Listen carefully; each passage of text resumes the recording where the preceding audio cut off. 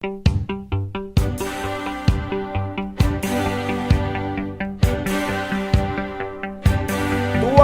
qui as une position de leadership dans la société, dans le leadership, on a toujours dit que tu es leader dans quel domaine? Le leader en soi, il est un agent du changement. Parlons leadership, c'est votre émission. La nourriture du leadership, c'est l'intégrité.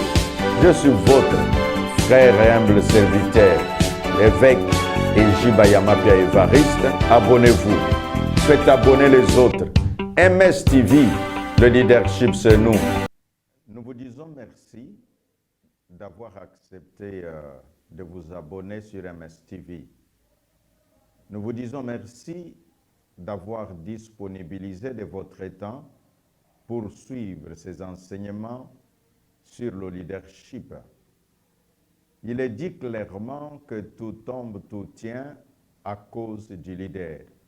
Ceci montre l'importance que le leader a dans la société, dans la famille et dans tout ce que nous faisons. Quand on comprend, quand on est conscient de ce que l'on est, à ce moment-là, on prendra des dispositions utiles pouvant permettre à l'homme de se comporter conséquemment afin de vivre les résultats et de bénéficier alors de toutes les bonnes et merveilleuses choses qu'apporte ce potentiel qui est en lui. Nous sommes dans notre tranche intitulée « Parlons leadership ».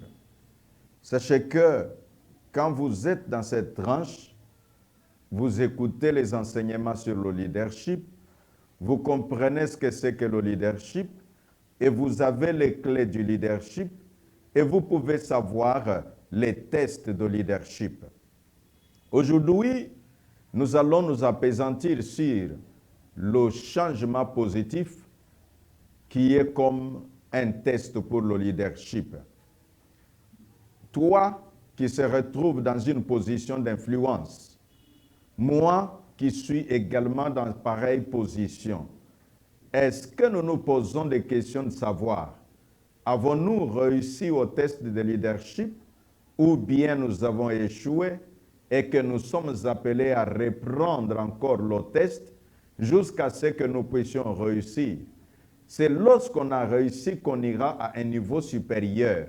C'est lorsqu'on a réussi qu'on pourra connaître le succès auquel on aspire. Le test du leadership, un changement positif.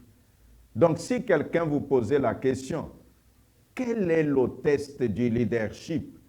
Tu lui répondras avec aisance, le changement positif est le test de leadership. Tu as de l'influence, c'est une chose.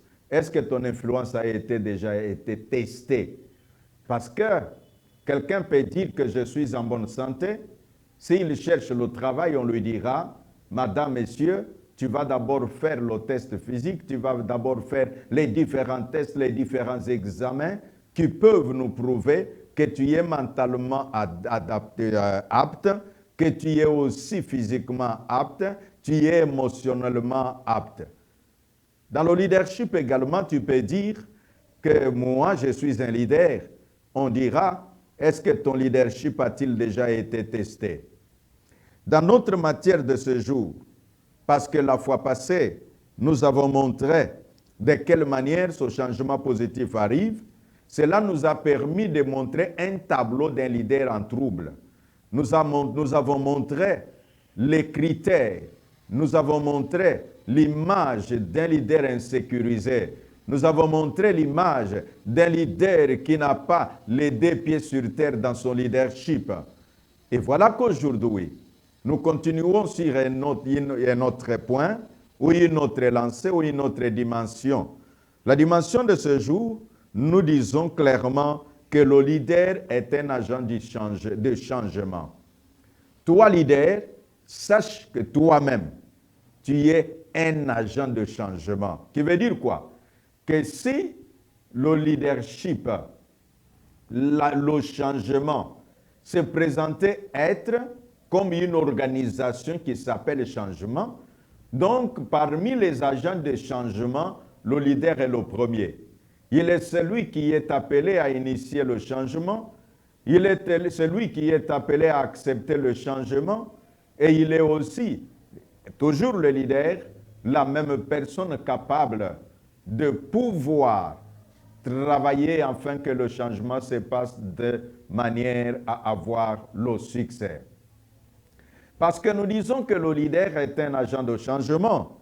Nous voulons par là montrer que tout commence par le changement personnel du leader. C'est par où ça commence. Vous vous rappellerez que dans notre livraison de la fois passée, nous avons dit, si tu veux que l'organisation change, il faut changer le leader.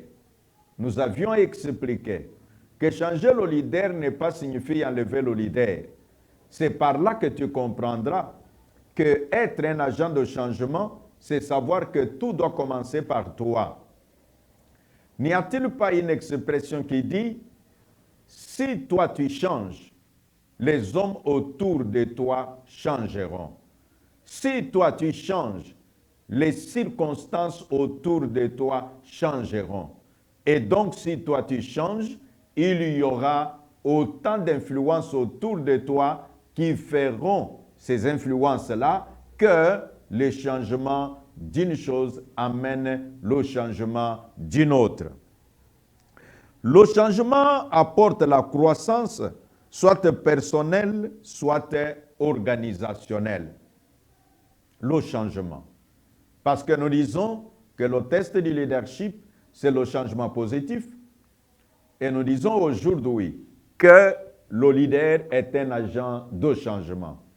C'est par là que nous montrons que si tu veux croître, généralement les gens disent que j'ai de l'influence sur beaucoup de personnes, mais ils ne se posent pas la question de savoir est-ce que leur influence augmente ou leur influence stagne ou même leur influence est en train de diminuer. Pour que ton influence augmente, tu n'as pas besoin de chercher le fétiche.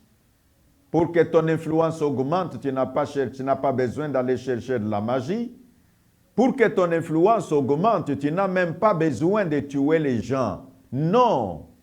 Change et ton influence va grandir. Embrasse le changement et tu verras la croissance dans ton influence. Voilà pourquoi nous allons montrer ce qu'un homme, un auteur appelé Bob Bield, dans son livre qui signifie, dans ce livre-là, le titre dit « Accroître votre confiance dans le leadership ». Il dit que le changement a logiquement des sens. C'est-à-dire que logiquement parlant, le changement a des sens. Mais c'est quand on arrive à la dimension psychologique qu'alors ça présente des anxiétés, ça présente des inquiétudes. Souvent, quand les gens entendent parler du changement, ils se disent, bon, et dans tout cela, qu'est-ce que ça va donner? Donc, psychologiquement, l'homme se retrouve comme étant un peu attaqué. Psychologiquement, la personne se trouve comme si il y a quelque chose qui va affecter sa personne, quelque chose qui va peut-être détruire ses intérêts, quelque chose qui va enlever sa situation confortable pour l'amener à des situations non confortables. Le changement. Le leader est un agent de changement. C'est là que nous donnons une liste longue des avantages. C'est-à-dire, si tu veux comprendre comment est-ce que tu peux être guéri des inquiétudes qu'apporte le changement, qui du reste logiquement a des sens, dresse une liste des avantages et des inconvénients. Par exemple, tu dis voilà, je veux que dans notre organisation, notre façon de gérer change. Le changement que tu veux initier, soit, c'est dans la façon dont vous abordez les clients, soit si vous êtes pasteur, de la manière dont vous accueillez de nouvelles personnes qui viennent à l'église, soit Tu es chef d'une institution. Ça, c'est dans le sens politique. Tu sais que tu as trouvé les choses d'une manière et tu te dis, j'ai besoin d'apporter le changement. Maintenant, ce qu'il faut faire, établis d'abord une liste pour enlever les inquiétudes qui vont naître en toi, d'abord en toi-même, parce que c'est toi l'agent de changement. Tu te dis ou tu te poses des questions. Quels sont les avantages que nous aurons avec le changement que nous voulons? Quels sont les inconvénients qu'il y aura avec le changement que nous voulons initier? La liste te permettra de voir de quel côté la balance va pencher. Si tu vois que les avantages... Oh, mes excuses, ça arrive. Si tu vois que les avantages sont supérieurs aux inconvénients, tu te poseras des questions sur les soi-disant inconvénients. En quoi tel présente un inconvénient? En quoi tel autre présente un inconvénient? Et tu te décideras de savoir de quelle manière tu vas aborder la question. En parlant du changement, l'histoire montre qu'il y a toujours eu des résistances. Est-ce que tu es pasteur?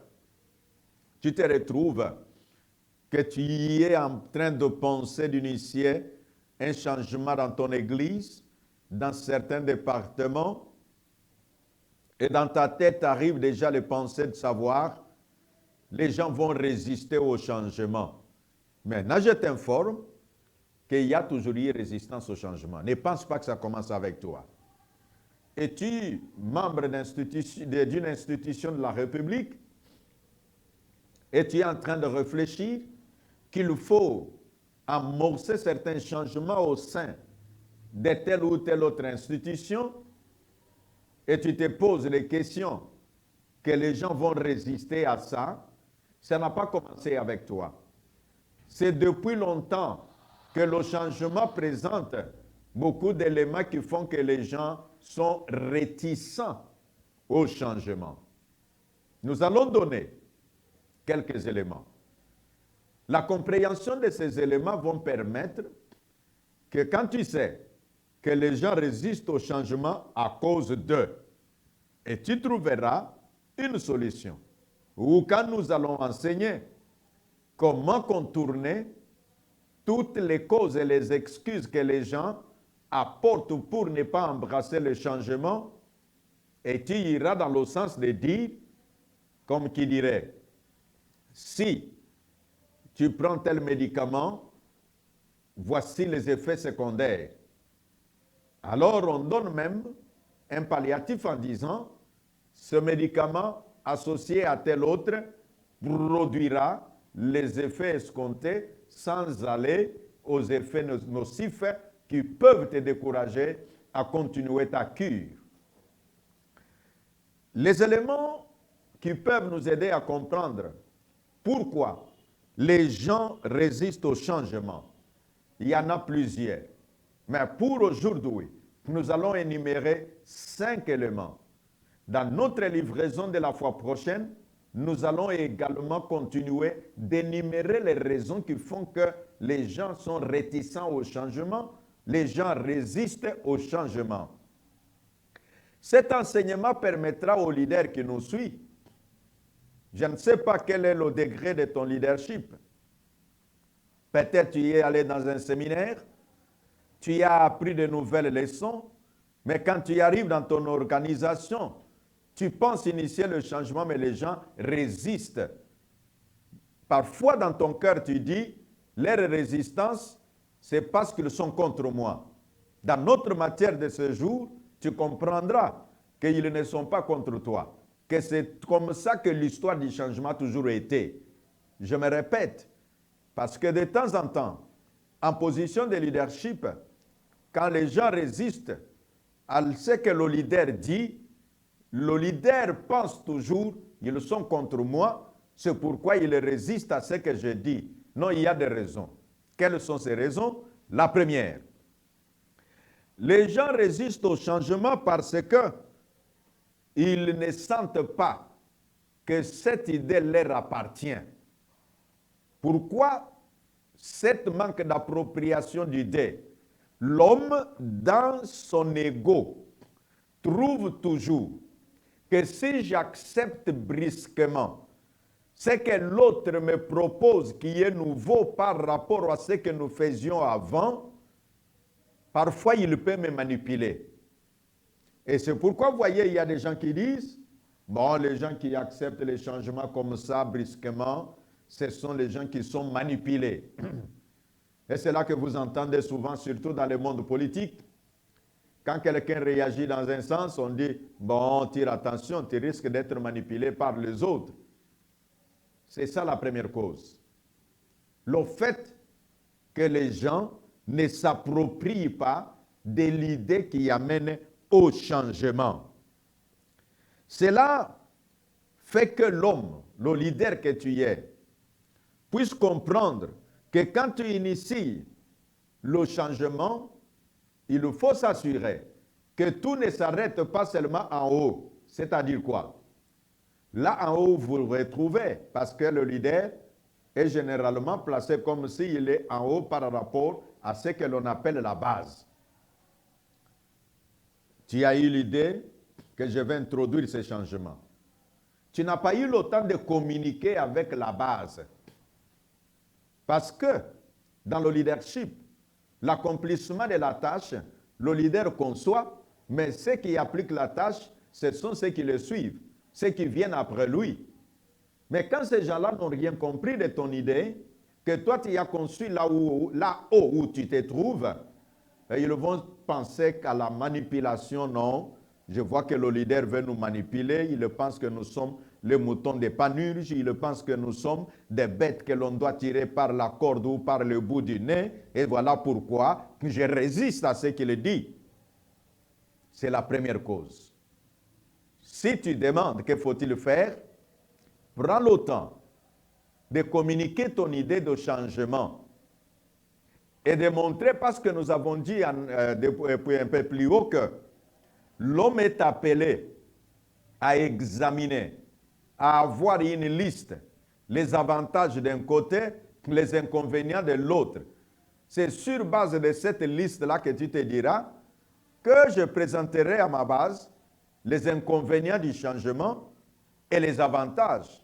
Parce que les avantages seront nombreux, tu diras à ces gens qui te suivent, qui croient en toi, qui te font confiance, qu'il y a beaucoup plus de bien d'embrasser le changement que la peur qui vous anime.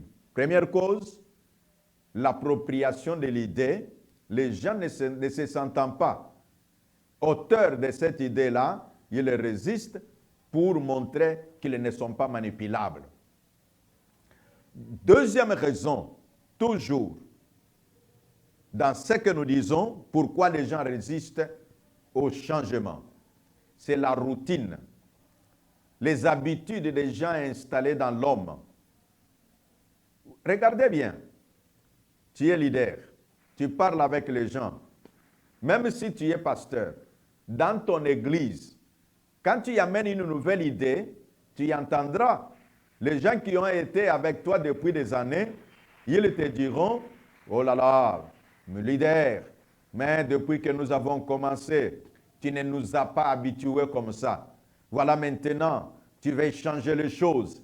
Tu vois, là, c'est quoi? C'est la routine. C'est que les gens sont habitués à une certaine façon de faire. Donc, souvent les habitudes nous aident à faire les choses sans effort. C'est-à-dire, nous sommes déjà habitués comme ça ne nous demande pas l'effort. Mais le changement, quand il arrive, demande un certain effort, demande un certain prix à payer. Et l'homme n'est pas prêt à payer ce prix-là vaguement. Il doit savoir pourquoi il faut embrasser le changement. Il faut que tu lui expliques que voilà, à des moments, il faut briser la routine pour faire une nouvelle chose. C'est ainsi, un homme a dit, si tu fais ce que tu as fait hier, de la même manière, ça te maintiendra au niveau où tu te trouves.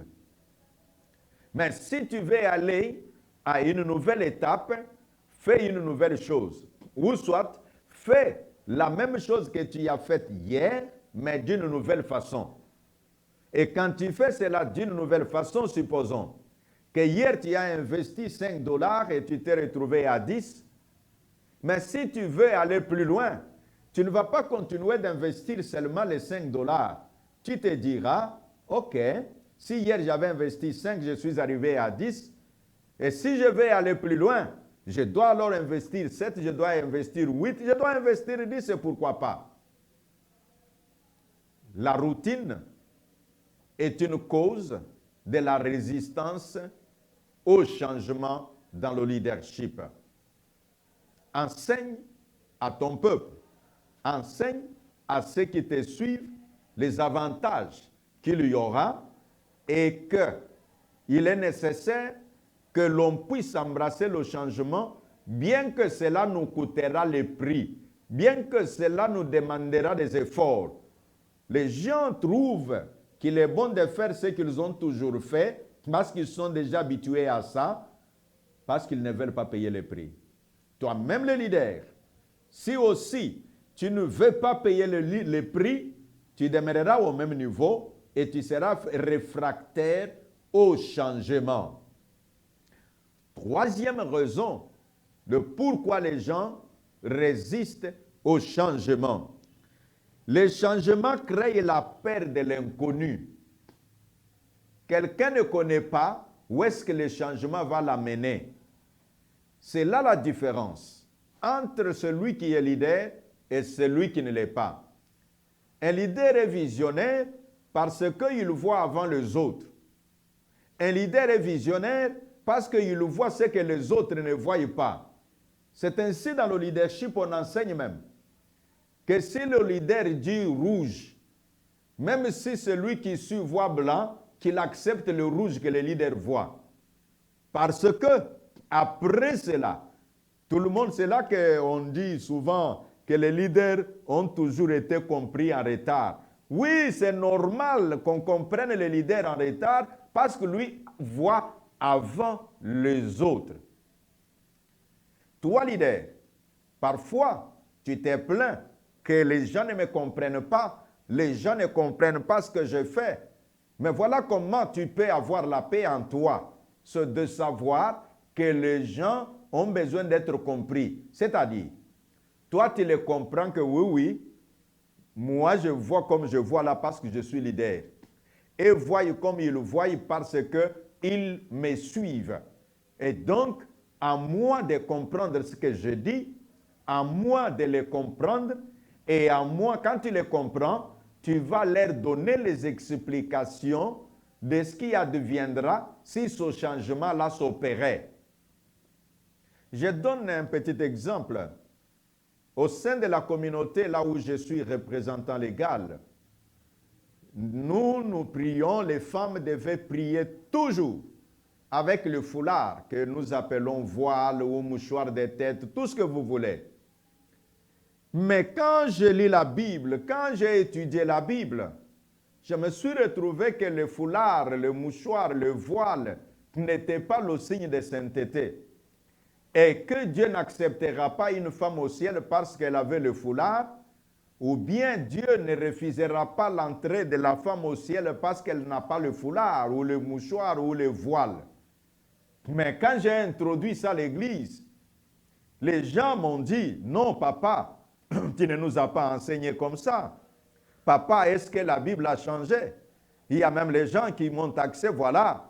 Les gens qui voyagent trop, ils laissent la Bible et ils vont prendre les histoires qu'ils voient en Amérique, en Europe, et ils les amènent. Et les gens oublient que la Bible vient de l'Europe, la Bible vient de l'Amérique.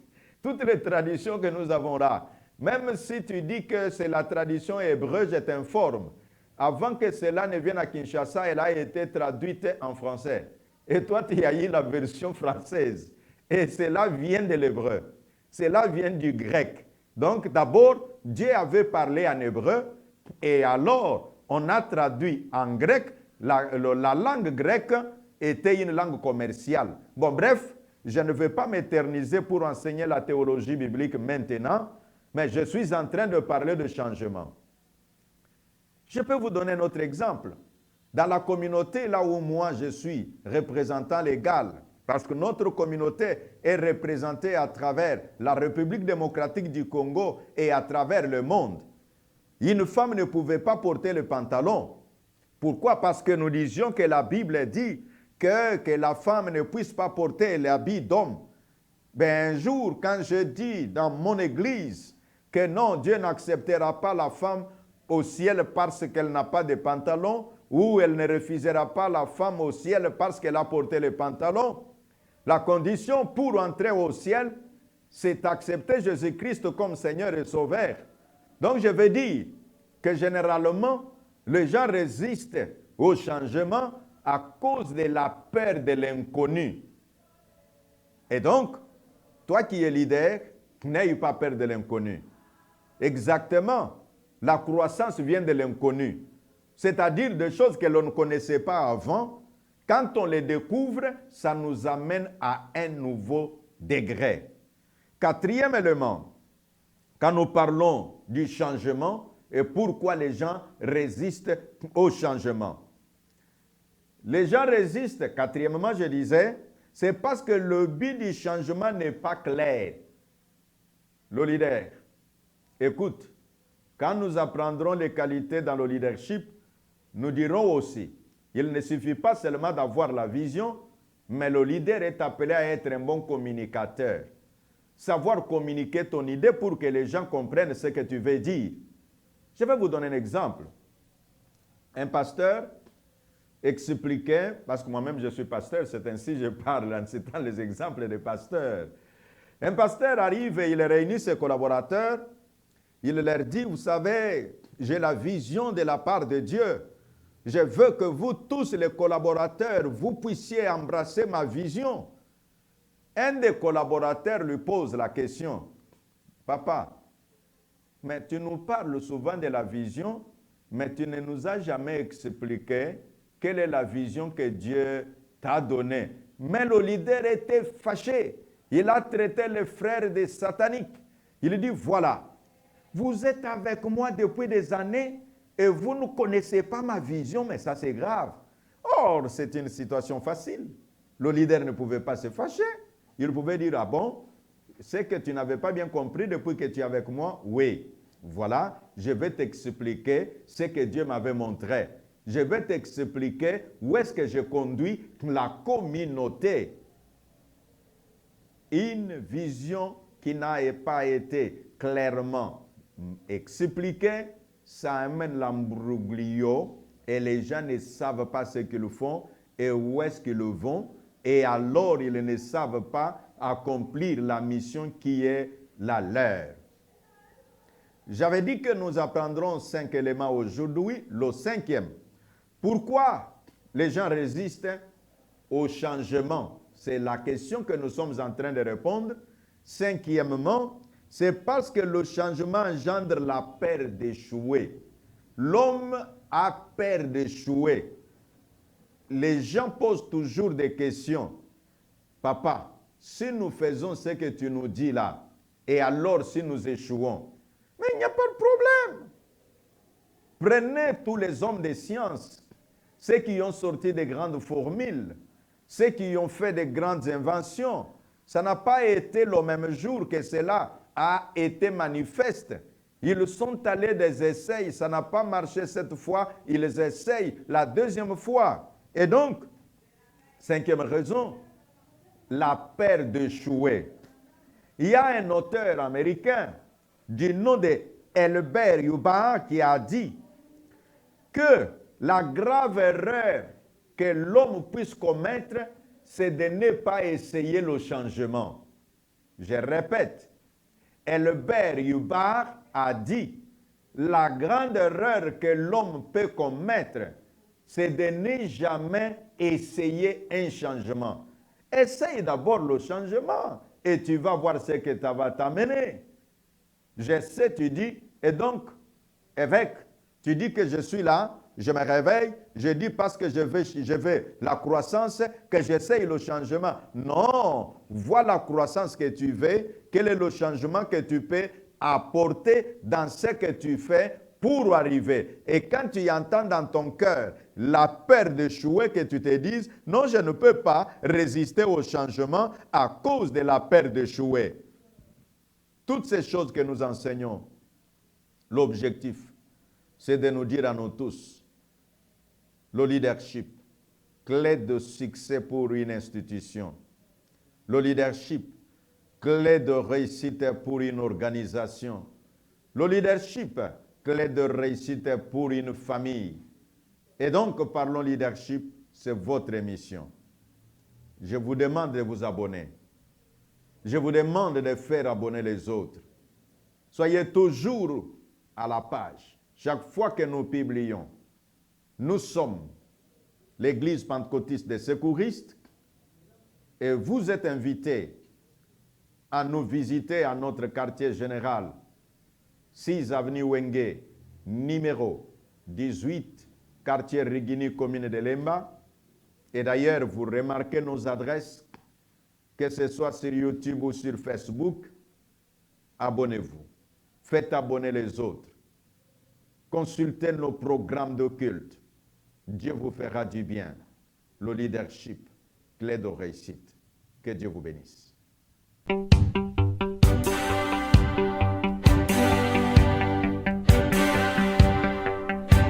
Toi qui as une position de leadership dans la société, dans le leadership, on a toujours dit que tu es leader dans quel domaine? Le leader en soi, il est un agent du changement.